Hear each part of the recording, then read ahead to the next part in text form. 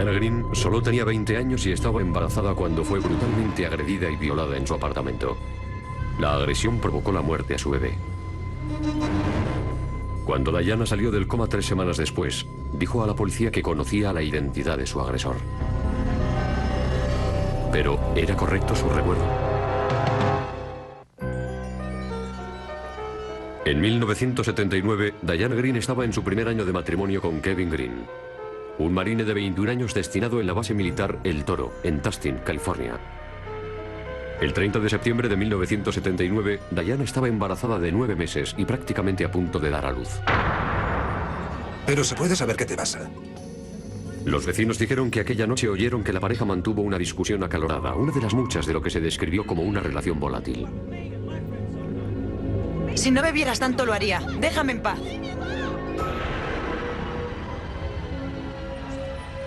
A la 1:30 de la madrugada, Kevin Green salió de casa a tomarse una hamburguesa en un restaurante de comida rápida. Cuando regresó media hora más tarde, Kevin dijo que se encontró a su mujer sangrando por una herida en la cabeza y llamó a la policía. El agente Paul Wright fue el primero en llegar al lugar de los hechos. No me parecía nada claro que se hubiera hecho una herida así. En aquel momento pensé que le habían disparado. Esa fue la impresión que me dio. E incluso después de tantos años y de la experiencia que tengo, hoy seguiría opinando lo mismo. Diana Green había sido violada y la herida de la cabeza no había sido producida por un disparo, sino por fuertes golpes que le causaron daños cerebrales. Los médicos no sabían si Diana o el bebé iban a sobrevivir.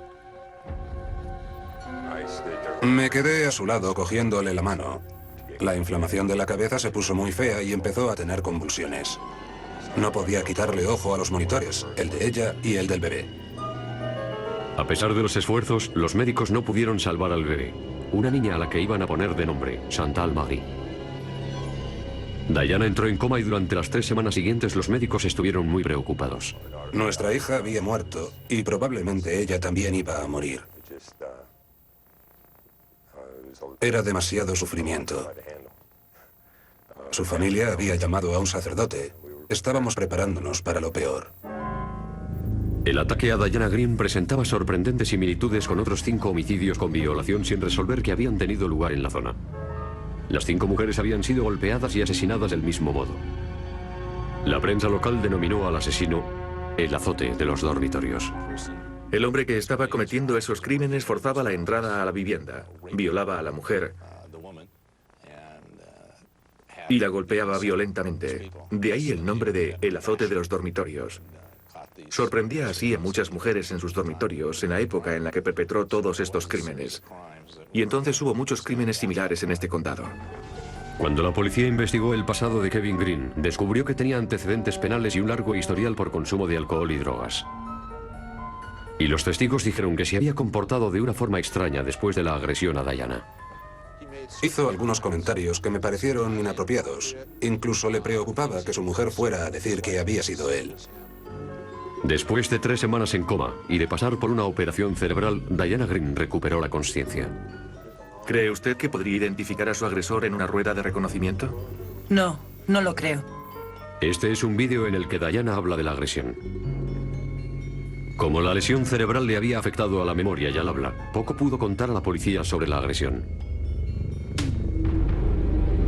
La policía pensó que habían llegado a un punto muerto en su búsqueda de el azote de los dormitorios, hasta que ocurrió algo que le hizo recuperar la memoria a Diana.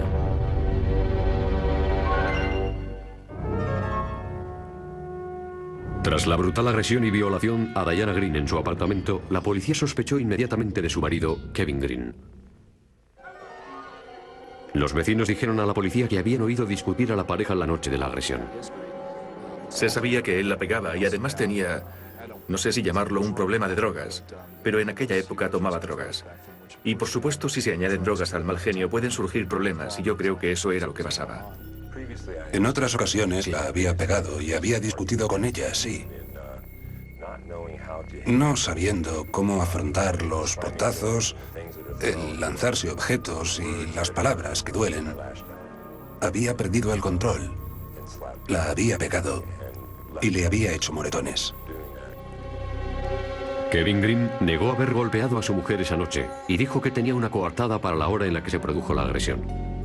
Green dijo que se fue a tomar una hamburguesa hacia la 1:30 de la madrugada, pero que no entró en la hamburguesería que había cerca de su casa porque estaba abarrotada y se fue a otra que estaba a 15 minutos de allí. Había otros restaurantes de comida rápida en los que pudo haber parado, así que según su coartada, tuvo bastante tiempo más que suficiente para ir a la otra hamburguesería.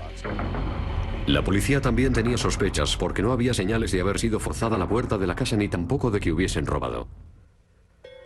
La recuperación de Diana fue lenta. Había sufrido una grave lesión cerebral. Había desarrollado lo que se llama afasia, la dificultad para formar palabras. Y también amnesia retrógrada. Cuando una persona recibe un fuerte golpe en la cabeza, pueden alterarse las secuencias químicas que forman la memoria. Puede ser un estado pasajero o permanente. Diana no podía recordar la agresión ni nada de lo ocurrido inmediatamente antes de la agresión. Los médicos nos habían advertido. No se lo digan. No intenten llenar su vacío. Tiene que ir recuperando la memoria ella sola. Si le dan datos, eso será lo que recuerde. Tras varias semanas en el hospital y aún con grandes dificultades en el habla, se le permitió a Diana Green regresar a casa con su marido Kevin. Pero 3 meses después de la agresión, sucedió algo. Diana y su madre se encontraban en la sala de espera de una consulta médica y una serie de fotos en una revista infantil despertó algo en su memoria. Muy nerviosa intentó comunicarse con su madre. Señaló su vientre como haciendo referencia a su embarazo y después señaló su alianza.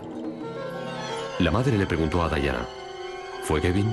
¿Intentas decirme que fue Kevin el que te agredí?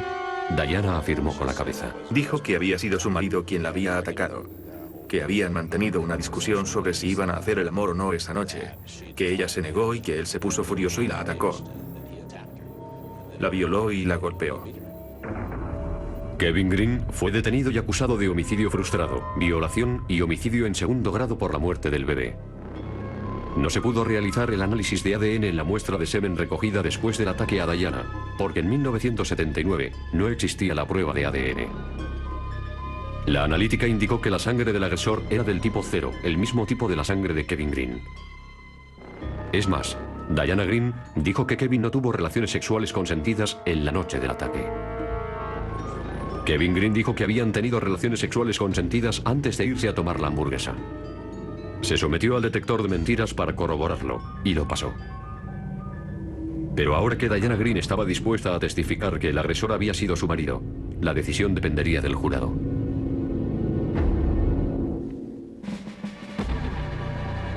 En 1980, Kevin Green fue juzgado por violación, homicidio frustrado y homicidio en segundo grado por la muerte del bebé. Me mato a trabajar. Lo menos que podrías hacer es dedicarle un tiempo a tu marido. Diana Green testificó que Kevin y ella habían discutido. Él quería hacer el amor, y ella se negó. Diana dijo que Kevin la golpeó y luego se fue.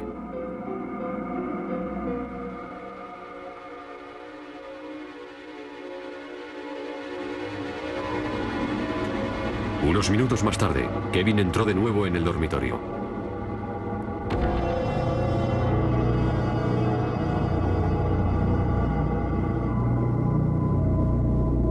Le dio una brutal paliza y la violó.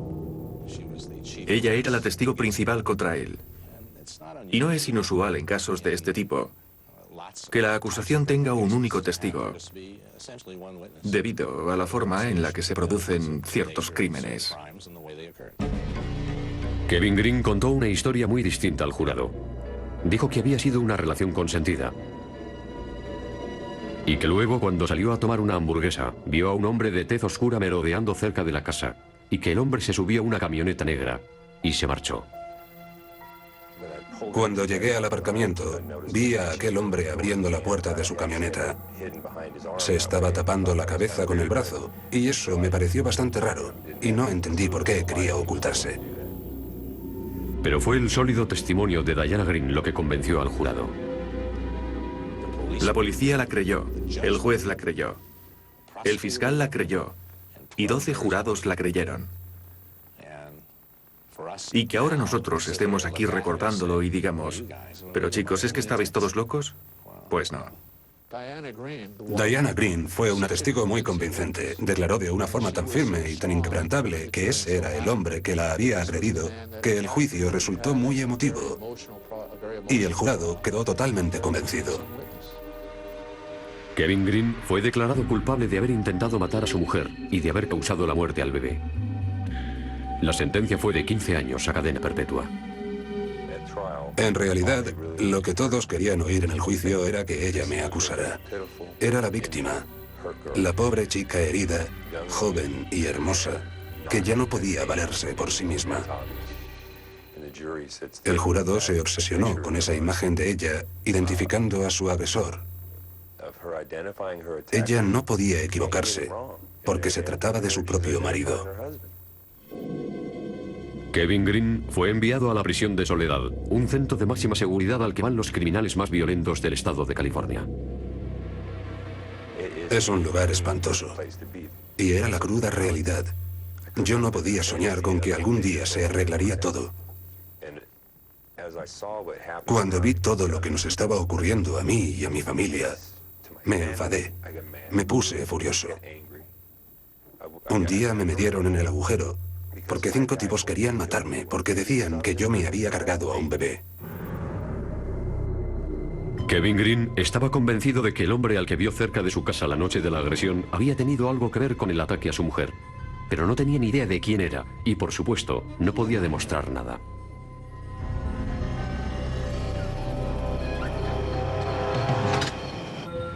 Pasó el tiempo. Kevin Green estuvo 8 largos años en prisión.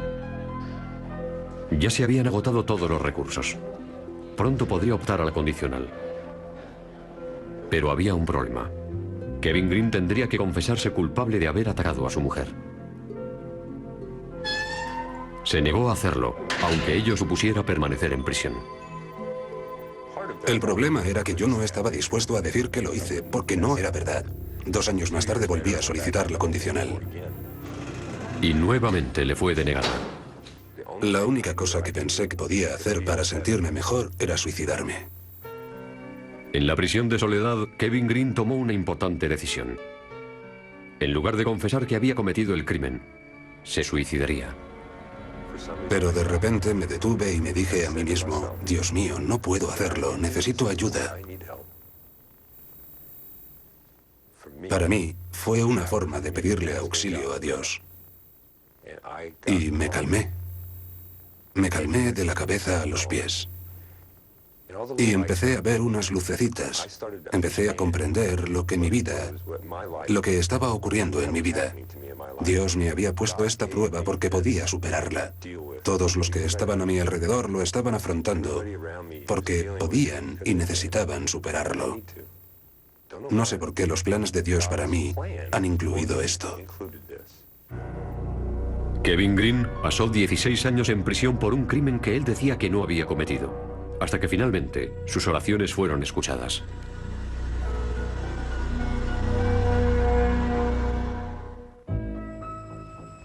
El sargento Tom Tarpley del Departamento de Policía de Tustin, California, fue asignado para investigar algunos casos de asesinato sin resolver, con la idea de que las nuevas pruebas de ADN ayudasen a resolverlos. Reabrió el caso del llamado azote de los dormitorios. El caso de las 5 mujeres que habían sido violadas y asesinadas por un desconocido. La búsqueda de Tarpley descubrió el hecho de que una de las víctimas del azote de los dormitorios, Debra Kennedy, había sido violada y asesinada en el mismo barrio, en la misma semana y con el mismo modus operandi que Diana Green. Víctimas casi idénticas, lugares idénticos con solo 7 u 8 días de diferencia. Es difícil no pensar que estuvieran relacionados, así que me bastó con estudiar un poco los 5 casos para comprender que existía una relación directa. Lo primero que necesitaba averiguar el sargento Tarpley era si los 5 asesinatos habían sido cometidos por el mismo individuo. Así que Tarpley envió las 5 muestras de semen para hacer un análisis de ADN. Los científicos confirmaron que los 5 asesinatos sin resolver habían sido cometidos por el mismo individuo. Desde 1994, las muestras de ADN de todos los individuos convictos por agresión sexual en California se introducen en una base de datos. En realidad, el propósito de la base de datos es resolver delitos pendientes. Por consiguiente, queremos introducir en la base de datos los nombres de las personas que han cometido algún delito grave, sabiendo que es probable que anteriormente hayan cometido algún otro delito. En un increíble golpe de suerte, el ADN del llamado azote de los dormitorios coincidió con el de un preso que estaba cumpliendo condena en una cárcel de California. Se llamaba Gerald Parker, condenado por violar a una chica de 14 años. Al presentarle la prueba de ADN, Gerald Parker confesó ser el famoso azote de los dormitorios. Pero el sargento Tarpley no se detuvo ahí. Durante el interrogatorio, Tarpley le preguntó a Parker si le sonaba de algo el nombre de Diana Green. Entonces fue cuando noté un cambio en su actitud. Pareció interesarle el tema. Sabía mucho sobre el caso Green, lo cual me pareció raro. No me habló de los otros casos, pero me dijo que había leído lo del caso Green en los periódicos. Lo había seguido por la radio. Y sabía que habían condenado a un marine. Eso también me sorprendió mucho. Me di cuenta de que le había hecho reaccionar y decidí investigarle más a fondo. Gerald Parker también había sido marine. Tras quedarse pensando unos minutos, Parker le dijo al sargento Tarpley que necesitaba contarle algo. Algo que le había tenido angustiado durante 16 años. Parker dijo que estuvo junto a una ventana de la casa de los Green el 30 de septiembre de 1979 y que oyó discutir a la pareja.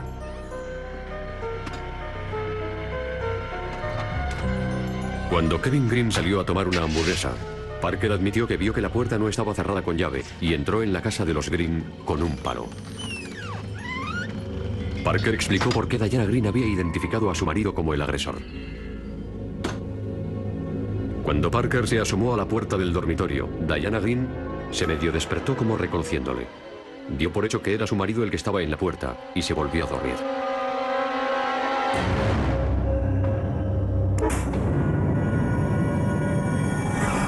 Parker describió cómo había atacado a Diana Green. Gerald Parker era el hombre que Kevin Green había visto a la entrada de su casa la noche de la agresión. Yo creo que lo que más le preocupaba, aunque parezca raro, era que él era marine y Green también. Y sintió cierto vínculo de corporativismo entre marines.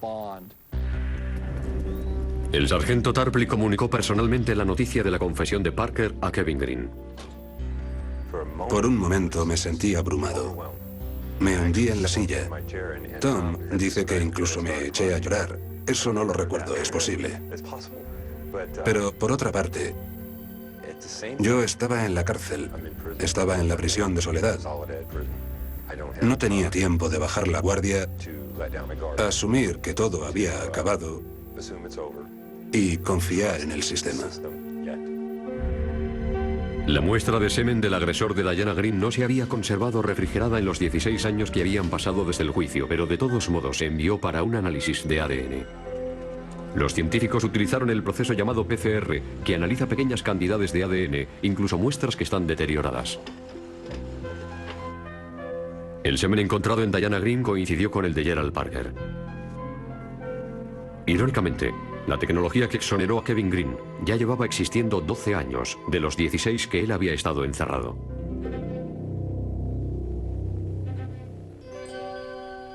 A las pocas horas de conocerse el resultado del análisis, Kevin Green fue puesto en libertad después de 16 largos años de prisión.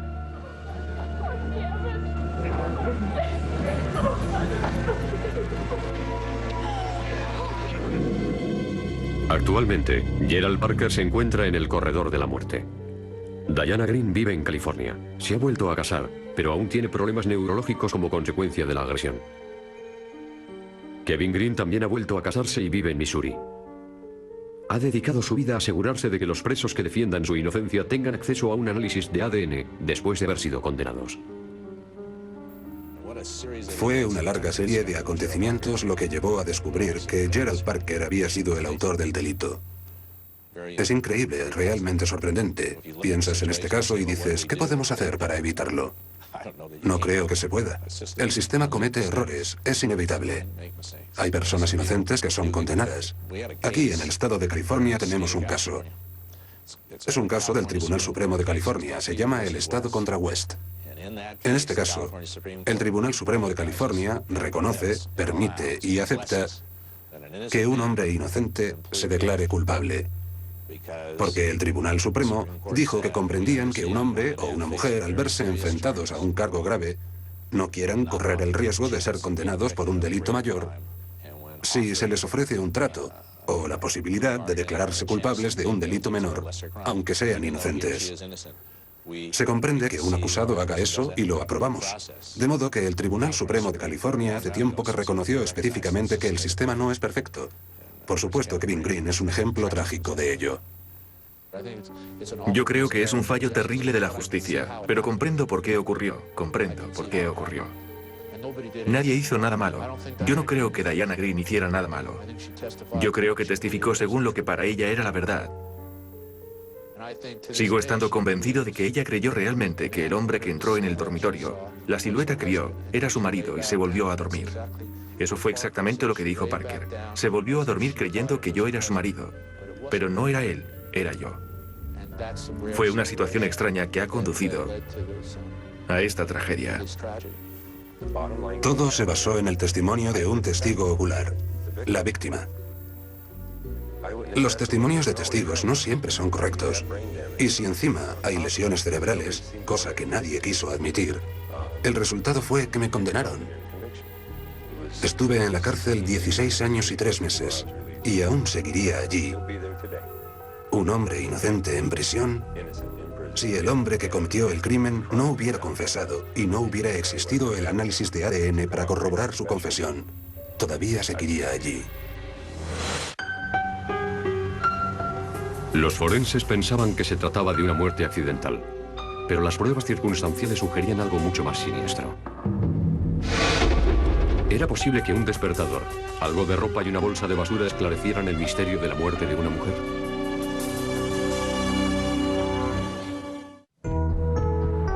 Los aviones de combate de las Fuerzas Aéreas de los Estados Unidos tienen la tecnología más avanzada del mundo.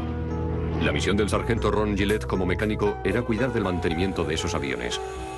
Lo hacía muy bien y trabajaba en la base aérea de George en California y en la base de Nilas en Las Vegas.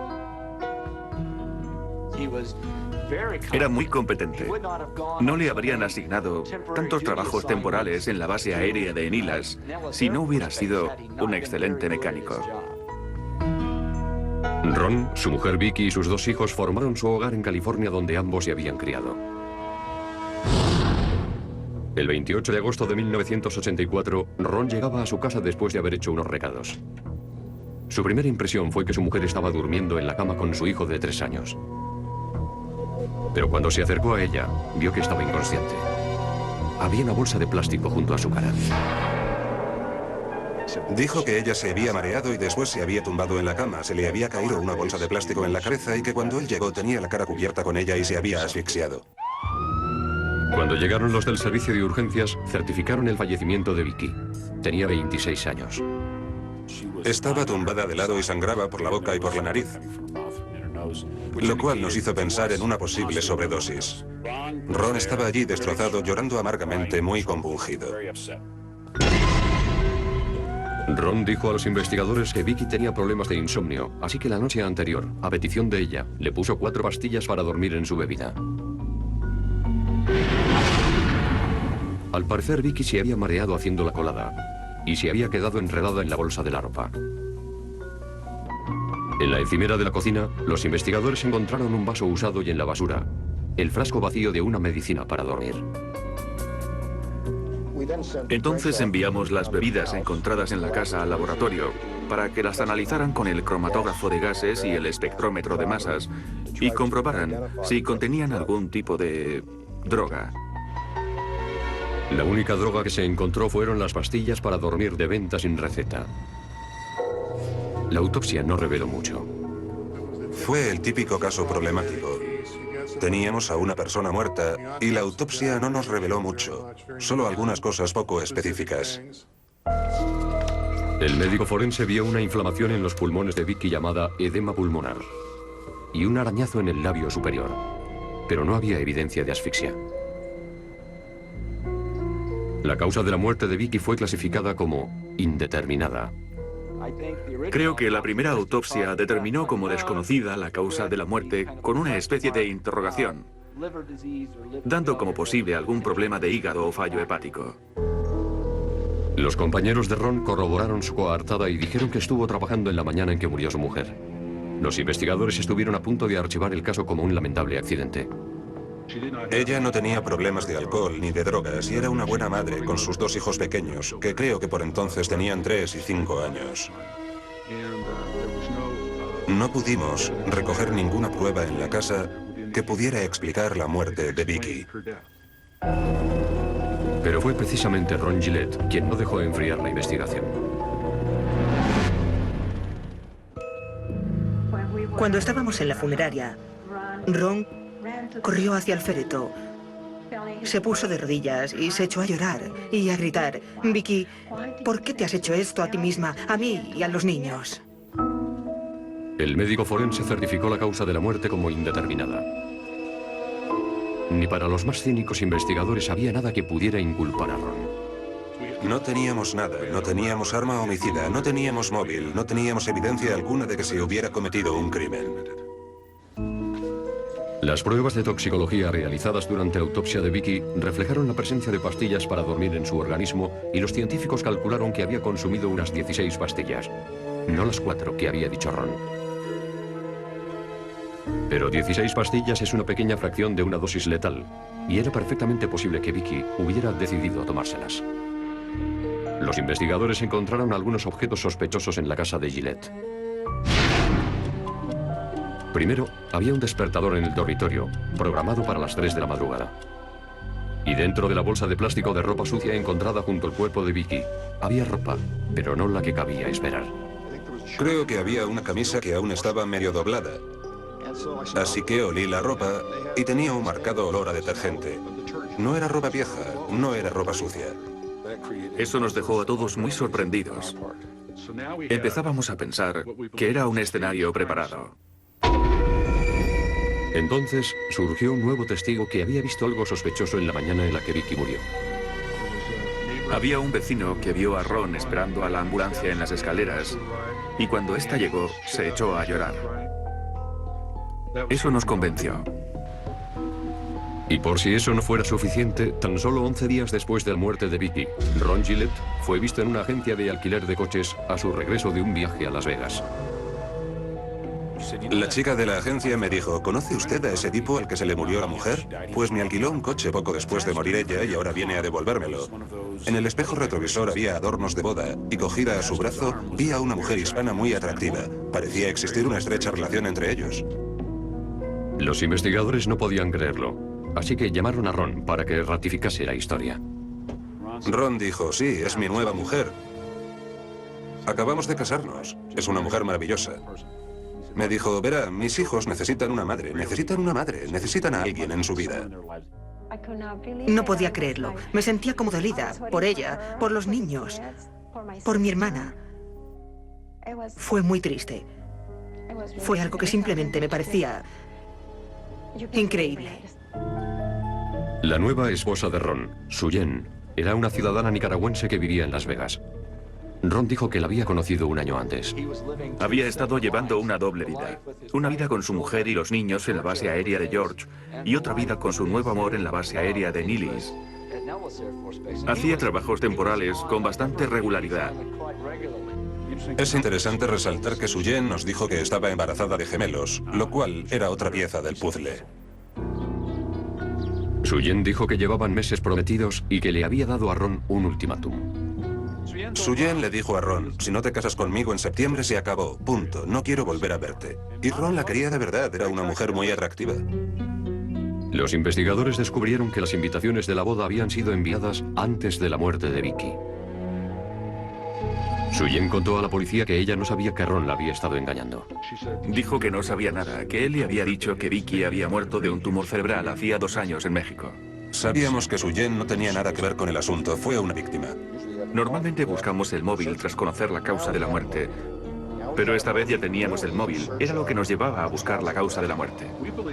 Pensábamos que Ron Gillette mató a Vicky en vez de divorciarse de ella porque se había endeudado y necesitaba dinero para pagar los gastos de la boda que había acumulado al comprar la alianza, el vestido de novia, las invitaciones a la boda y la luna de miel.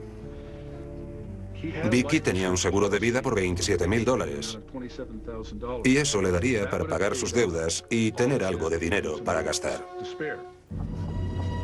Ahora los investigadores tenían muchas pruebas circunstanciales que apuntaban a un homicidio, pero pocas pruebas forenses o ninguna. ¿Podía un registro de la casa de Gillette arrojar alguna luz sobre el caso? Fue capaz de casarse con esa otra mujer escasos días después de enterrar a Vicky. Se va a Las Vegas, se casa con Suyen y la trae después de la luna de miel a la casa en la que Vicky había muerto 2 semanas antes. Tiene usted razón. Parece enteramente sacado del guión de una película. Al ver el comportamiento de Ron, los investigadores reexaminaron las circunstancias que rodeaban la muerte de Vicky Gillette. Kevin Purman analizó la bolsa de plástico encontrada junto al cuerpo de Vicky. En realidad, era una bolsa de basura. Como forense empecé a preguntarme qué podíamos hacer con la bolsa, cuál era el valor potencial de la bolsa. ¿Había algún proceso forense que pudiéramos aplicar a la bolsa? Ron Gillette había dicho que encontró a Vicky en la cama con la bolsa de plástico sobre o cerca de la cara, como si se hubiera enrollado con ella accidentalmente y se hubiera asfixiado. Para demostrar su teoría, los investigadores buscaron grasa facial en la parte exterior de la bolsa. Purman metió la bolsa en una cámara cerrada al vacío e introdujo en ella pegamento caliente, el cual se adhiere a cualquier grasa presente. Pero no encontró ninguna. No se puede imaginar la decepción que me llevé cuando me lo dijo por teléfono. Pero cuando colgó el teléfono, Purman se dio cuenta de que había cometido un gran error. Nos dimos cuenta de que la bolsa estaba del revés. Eso es porque las fabrican así. Son bolsas plegadas y selladas por un extremo, y cuando se vuelven del revés ya no se vuelven a plegar. Purman repitió la prueba del pegamento y esta vez encontró algo. Lo que vimos fue una enorme mancha oval que indicaba que en algún momento había estado presente algo oval y presumiblemente grasiento. Cuando examinó la bolsa con una luz especial, Purman descubrió aún más. Fue bajo una luz oblicua cuando vi los rasgos de una cara, concretamente una huella de la zona de la nariz y de la barbilla, en el centro de ese enorme óvalo. Y recuerdo que en ese momento pensé que tal vez podía tratarse del rostro de Vicky Gillette. Purman consultó varios libros sobre ciencia forense con la esperanza de poder confirmar si se trataba de una huella facial. Pero no encontró nada.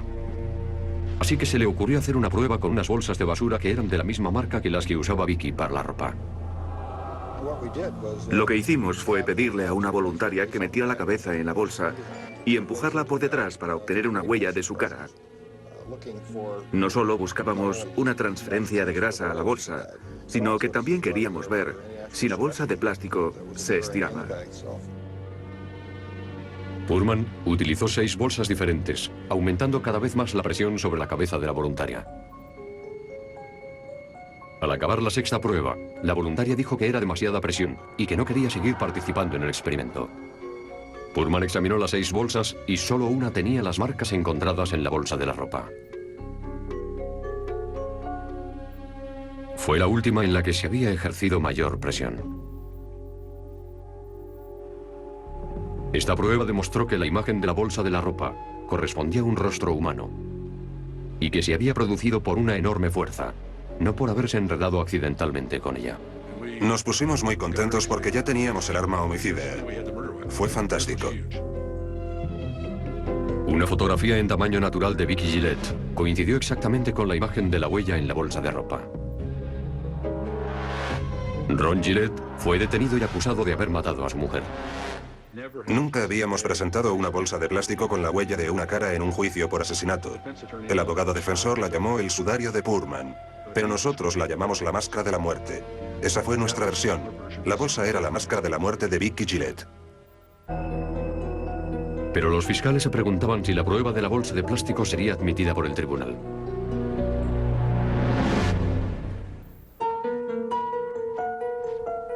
Los fiscales sostenían que Ron Gillette había decidido semanas o quizá meses antes matar a su mujer para poder casarse con su novia de Las Vegas, Suyen. Las llamadas telefónicas de Ron a Suyen eran prueba de que había habido premeditación. A partir de agosto empezó a llamarla desde el teléfono de su casa. Esto era muy significativo porque descubrimos que Vicky pagaba todas las facturas. Empezó a hacer las llamadas en agosto desde el teléfono de su casa porque sabía que su mujer no estaría viva para ver la factura y pagarla. Los investigadores también descubrieron que Vicky se había fracturado las 2 rótulas y había sido operada 18 meses antes de su muerte. Interrogado por la policía, Ron admitió haber tenido la culpa. Ron dijo, Vicky dejó caer unas galletas, me puse furioso con ella, la empujé contra el suelo y se rompió las rótulas. Con esta declaración admitía su tendencia a los malos tratos hacia su mujer, lo cual nos ayudó a resolver el caso. La acusación dijo que la noche anterior a la muerte de Vicky, Ron Gillette diluyó 14 pastillas para dormir en la bebida de Vicky, creyendo que eso sería suficiente para matarla.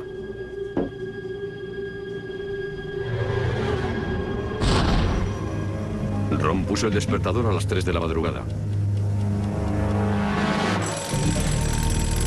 Y cuando se despertó, se sorprendió al ver que Vicky aún seguía viva. De modo que decidió asfixiarla con la bolsa de plástico. Pero la grasa de su cara y la huella de su nariz y su barbilla quedaron marcadas en la bolsa.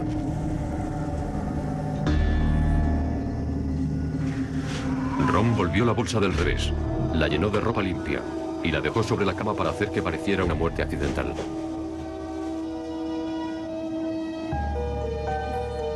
Después, metió a su hijo de 3 años en la cama junto al cuerpo de su mujer para enmascarar aún más el engaño.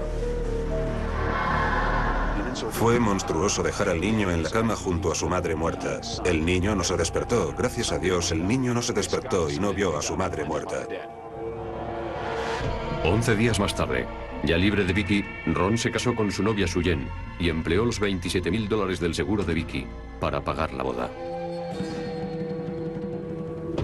Lo interesante es que ya habían enviado las invitaciones de boda a la familia cuando Vicky aún estaba viva. Ya habían encargado la tarta, habían elegido padrinos, el chaqué y el vestido de novia. En el juicio, la defensa insistió en que Ron estaba diciendo la verdad, que la muerte de Vicky había sido un accidente. Su postura era que la autopsia no había corroborado la teoría de la fiscalía. Nuestro enfoque como representantes del acusado era demostrar que no se trataba de un homicidio, que Vicky, su primera mujer, había muerto de causas naturales o al menos inexplicables, que estábamos dispuestos a admitir que Ron había mantenido una relación sentimental con Suyen mientras estuvo asignado a otra base aérea, pero que eso no era más que una circunstancia fortuita. La defensa tenía un testigo sorpresa, un patólogo de la Marina que iba a testificar que no había habido homicidio. Pero sucedió algo antes de que pudiera subir al estrado. Estaba mirando las placas y revisando una y otra vez el informe. Y de pronto pensé, un momento, este caso es exactamente igual que otro que yo he visto hace poco, en el que un hombre murió porque se le resbaló el gato del coche, le aplastó el pecho y dejó de respirar. La prueba en aquel caso fue la ruptura de pequeños vasos sanguíneos en los pulmones del hombre. El doctor Clark revisó las radiografías de la autopsia y descubrió el mismo tipo de sangrado en los pulmones de Vicky Gillette. Estas petequias que hay aquí reflejan los cambios de presión en los pulmones que se ven cuando se obstruye la entrada de aire por la nariz y la boca. El doctor Clark cambió de idea. Había comprendido que Vicky Gillette había sido asesinada. Comunicó esto a la defensa la misma mañana en la que él iba a testificar. Fue como si me hubieran dado un puñetazo en el estómago y me hubiera quedado sin aire. La fiscalía llamó a declarar al doctor Clark. Y sus hallazgos, junto con las pruebas de las bolsas de basura, convencieron al jurado. De no haber sido por la bolsa de plástico estábamos perdidos. No podíamos demostrar nada sin ella. No teníamos el arma homicida. Esa fue la clave del asunto. Ron Gillette fue declarado culpable de homicidio en primer grado. A punto estuvo de ser condenado a muerte. Pero un miembro del jurado se abstuvo de votar, así que fue condenado a cadena perpetua, sin opción a la condicional. Increíblemente, Ron solo cumplió 15 años de la pena y fue puesto en libertad por buena conducta. Actualmente vive en Las Vegas con su Jen y sus hijos. No lo supe. No lo supe hasta que le soltaron. Es indignante. Ron se merece estar en la cárcel el resto de su vida. Ahí es donde debería estar. Mató a su mujer sin el más mínimo reparo. Ya tenía otra vida que era la que él quería y cogió a la que había sido su mujer durante años y madre de sus hijos y la mató porque tenía mejores cosas que hacer. Hubo un tiroteo en un barrio de lujo de Oklahoma City. Los informes de balística identificaron balas de 2 armas distintas, lo que implicaba que había al menos 2 tiradores. Esas marcas pequeñas en el casquillo de una escopeta, unos tejidos chamuscados y la reconstrucción del crimen revelaron un complot más retorcido de lo que nadie habría podido imaginar. Desde fuera daba la impresión de que Rob Andrew tenía todo lo que se podía desear. Un trabajo muy bien remunerado en una agencia de publicidad, muchos amigos y una familia que él describía como la fuente de su fuerza.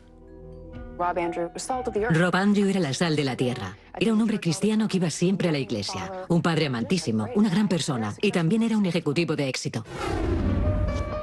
2 días antes de Acción de Gracias, Rob Andrew salió del trabajo para ir a recoger a sus hijos. Pensaban pasar ese fin de semana con los padres de Rob.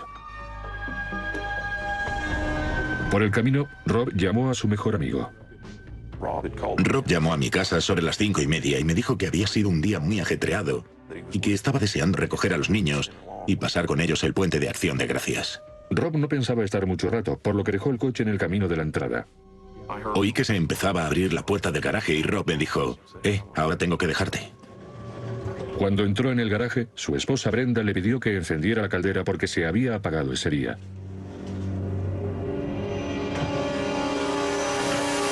Entonces hubo una conmoción. Brenda dijo que aparecieron de pronto 2 enmascarados con armas.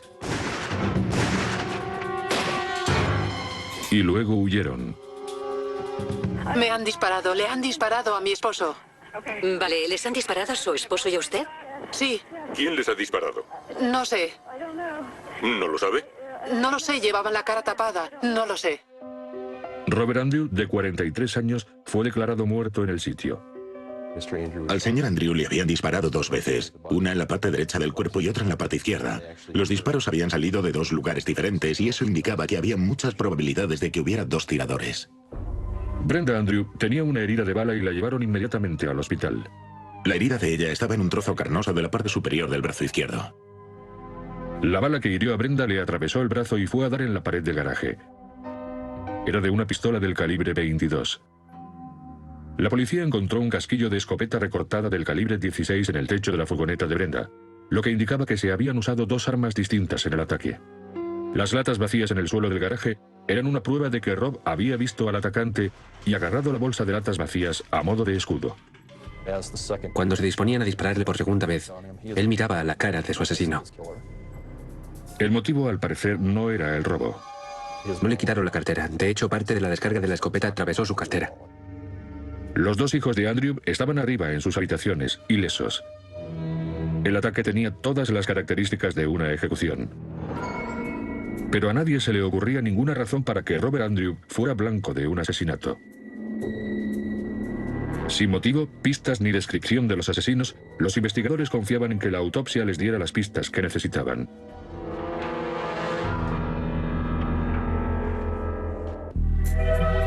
La noticia del asesinato al estilo de una ejecución de Rob Andrew fue un shock para los habitantes de Oklahoma City, donde ese tipo de crímenes eran extremadamente raros. Rob y Brenda eran una pareja que se llevaba bien. Parecían una familia perfecta, una pareja cariñosa, sonriente y feliz con 2 niños maravillosos. La pareja tomaba parte en las actividades de su iglesia. Brenda daba clases en la escuela dominical y Rob trabajaba como misionero en Sudamérica. Al comienzo de la investigación, la policía descubrió que había habido un intento anterior de asesinar a Rob.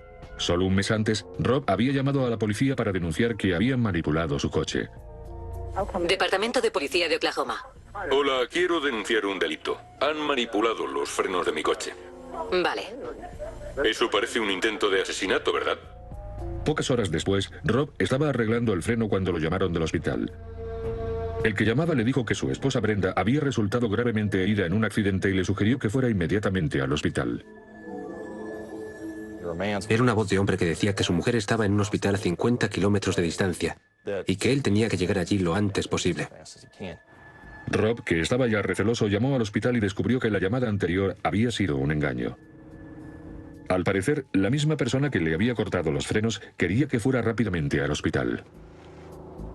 Se lo tomó como un intento por acabar con su vida. Comprendió que lo que pretendían era que fuera al hospital a toda velocidad y con suerte tuviera un accidente.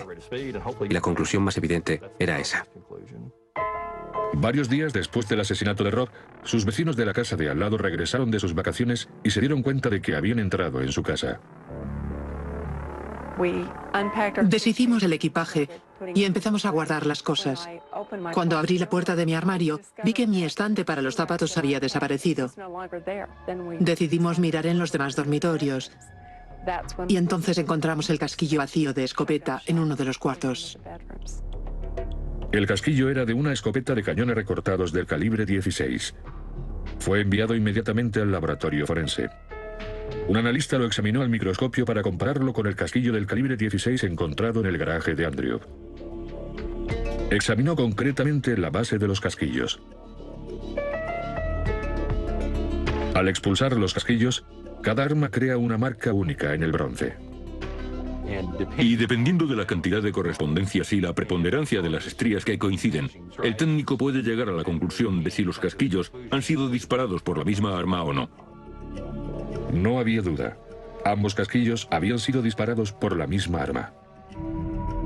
Además, la policía encontró en el desván de los vecinos varias balas sin usar del calibre 22, iguales a las que habían sido disparadas por la segunda arma del asesinato. Daba la impresión de que si le hubieran caído a alguien, no parecían haber sido colocadas de un modo determinado, sino que parecía que alguien las hubiera llevado en el bolsillo y se hubieran caído cuando gateaba por allí. Eso indicaba que los asesinos se habían escondido en casa de los vecinos después del asesinato para poder alejarse después sin problemas. Al parecer alguien había subido al desván y o bien intentaron subir por el acceso desde el vestidor del dormitorio principal o bien bajaron por allí y aterrizaron en el estante de los zapatos y lo rompieron. No era lo bastante fuerte para soportar su peso y luego intentaron ocultar las pruebas y lo metieron debajo de la cama. Y como no habían forzado la casa de los vecinos, eso implicaba dos cosas. O los asesinos eran profesionales o tenían llave.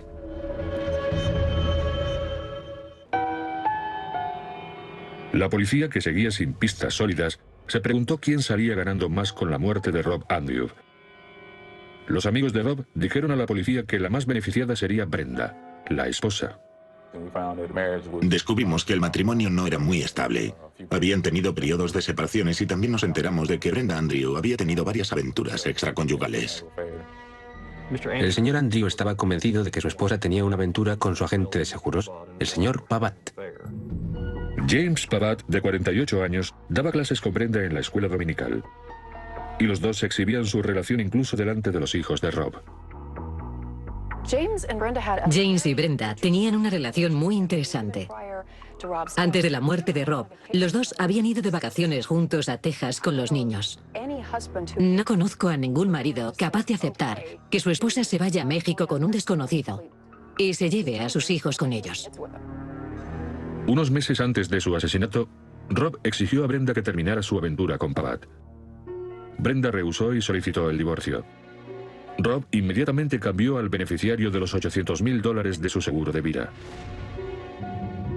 El señor Andrew nombró beneficiario a su hermano como albacea de los niños. Como los niños eran menores, tenía que nombrar a un adulto como beneficiario para que administrara ese dinero. Pero después de la muerte de Rob, a la policía le sorprendió descubrir que Brenda volvía a ser la única beneficiaria. La policía sospechó inmediatamente y pidieron a un experto en caligrafía, David Parrott, que autentificara la firma de Rob Andrew en la póliza de seguros.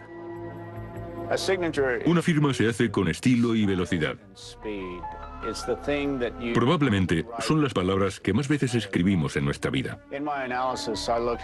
En mi análisis examiné 13 años de firmas de Rob Andrew.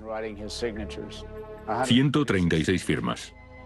Como era de esperar, estaba claro que la firma de Rob Andrew había cambiado con los años. Con el tiempo, la firma de Rob se había ido haciendo más adornada, más artística. Y 2 años y medio antes de su muerte, Rob había añadido un elemento extra a su firma. Estaba en la parte inferior derecha de su firma. Empecé a mirar una firma tras otra y tras otra. Y ese pez estaba en todas. Era un símbolo cristiano, el ictus. Rob lo añadía a su firma como muestra de su fe. Pero no estaba en el formulario del cambio de beneficiario. Sé que ese símbolo es muy significativo, porque lo usaba repetidamente en las firmas más formales que hacía, en todos los documentos de negocios. Y ese símbolo no estaba en el documento en cuestión. Y había otra discrepancia en la firma de la póliza del seguro de vida. Rob Andrew tenía una forma característica de unir la N y la D en el apellido Andrew. Pero en el formulario del seguro de vida no había firmado así. Y Barrett llegó a la conclusión de que esa firma era una falsificación, aunque no pudo determinar la identidad del falsificador. La policía sabía que Brenda Andrew tenía razones para asegurarse de ser la beneficiaria de los $800.000 del seguro de vida de su marido. Y su amante, James Pavatt, tenía el medio para hacerlo. Pues él era el agente de seguros que había vendido la póliza. La policía sospechaba ahora que Brenda podía estar involucrada en el asesinato de su marido, y los expertos en balística examinaron con más atención las fotografías de su herida y el agujero de bala en su suéter. Encontraron anillos negros y restos de pólvora en ambos lugares. En realidad es la pólvora parcialmente quemada y sin quemar, el hollín y los gases calientes que salen del cañón justo detrás del proyectil. Los investigadores hicieron pruebas con un arma idéntica para recrear las pautas de los residuos de pólvora. Mis observaciones de esas pautas y del suéter, y de la herida de ella, me llevaron a la conclusión de que le habían disparado a una distancia de unos 7 centímetros del brazo como máximo. Eso contradecía la declaración de Brenda de que le había disparado un hombre a unos 5 o 6 metros de distancia. La policía ahora sabía que Brenda Andrew había tomado parte en el asesinato de Rob. Pero, ¿era ella la asesina? Para descubrir qué papel jugó Brenda Andrew, si es que jugó alguno, en la muerte de su esposo, los investigadores enviaron su ropa manchada de sangre a Tom Bevel, experto en análisis de manchas de sangre. Bevel vio que muchas de las manchas de sangre de sus vaqueros tenían forma alargada, consistente con el goteo de sangre de su brazo en los pantalones. Tenemos gotas de sangre de poca velocidad, que sería sangre que cae en los vaqueros debido principalmente a un goteo por la gravedad. Las pruebas de ADN confirmaron que esa sangre era de Brenda. Pero Bevel encontró también otras manchas de sangre en los vaqueros de Brenda, debajo de la rodilla, que habían penetrado profundamente en la ropa. Esto es algo que se da a alta velocidad, como por una herida de bala. En este caso, la descarga que ha hecho salpicar la sangre procedente de él y que ha aterrizado en la ropa de ella. Pruebas de ADN confirmaron que esa sangre era de Rob. Eso probaba que Brenda estaba a poca distancia de él cuando lo mataron. Las salpicaduras en los pantalones vaqueros de ella nos dieron la prueba que necesitábamos para situar la pistola en la mano de la señora Andrew. Los fiscales creen que Brenda planeó el asesinato de su marido durante meses. Tal vez falsificó la firma de Rob en la póliza del seguro de vida que la convertía en beneficiaria única. Su primer intento para matar a Rob consistió en manipular los frenos del coche. La policía cree que James Pavatt fue el que llamó a Rob con la historia falsa de que Brenda estaba muy grave en el hospital. Como eso no salió bien, la pareja ideó un plan muy elaborado para matarlo. Planearon matar a Rob cuando fuera a recoger a los niños para el puente.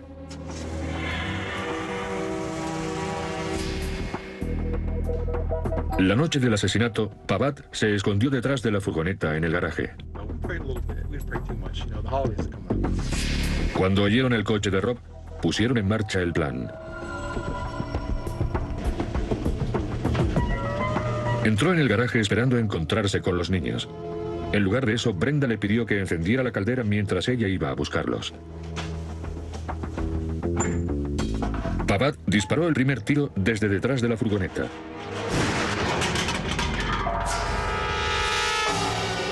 Después le pasó el rifle a Brenda. Él estaba delante mirando a su asesina a la cara. Jamás sabremos lo que le dijeron en ese momento.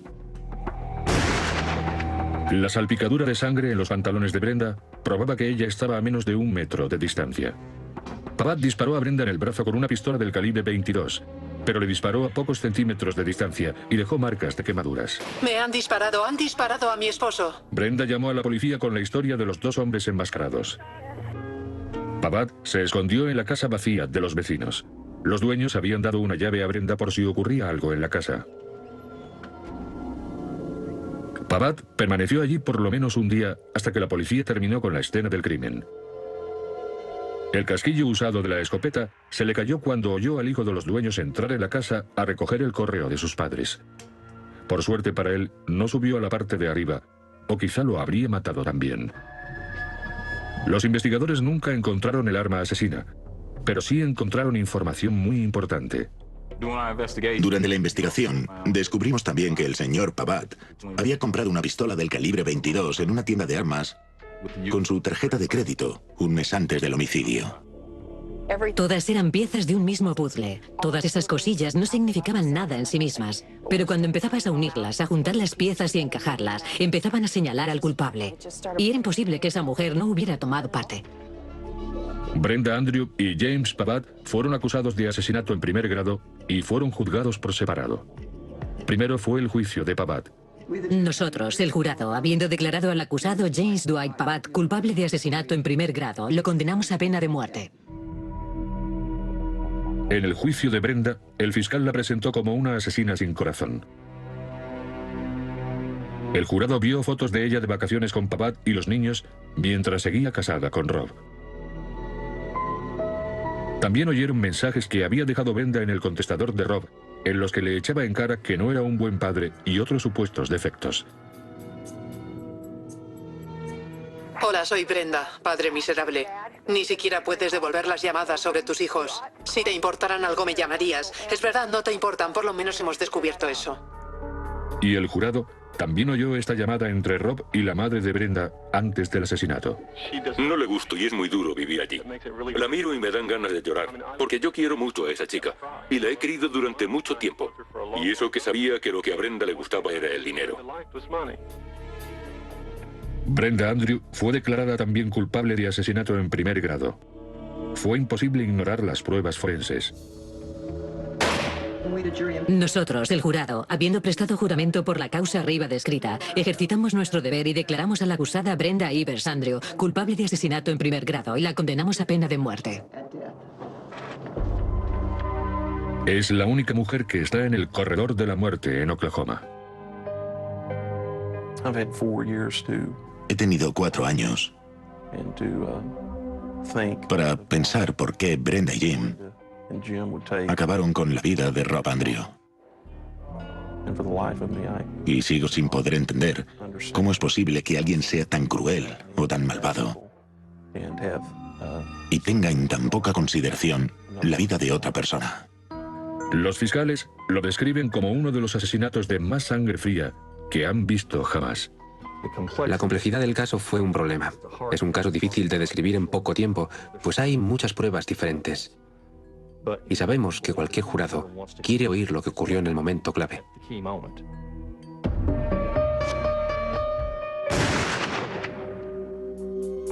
Las pruebas materiales cuentan una historia. Y sencillamente, depende de la persona que intenta recrear la historia el comprender lo que dicen las pruebas materiales.